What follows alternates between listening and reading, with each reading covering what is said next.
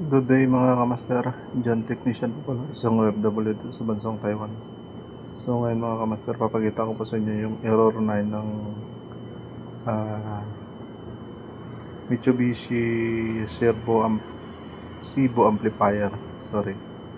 So ngayon mga kamaster, ito yung buong panel niya, papakita ko po sa inyo mga kamaster.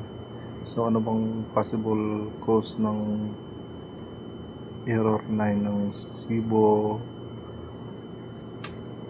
Mitsubishi Amplifier.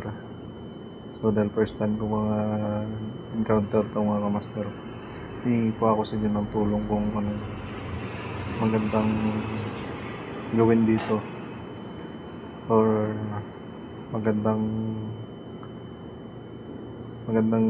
gawin para ma-prevent yung ganitong error mga kamaster. So yan po yung laman ng buong panel. Ito po ay CNC machine na ginagamit sa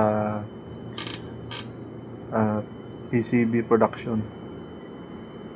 So makikita mo yung laman ng buong panel niya mga kamaster.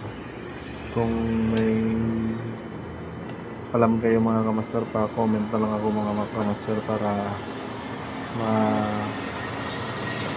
ma-solve yung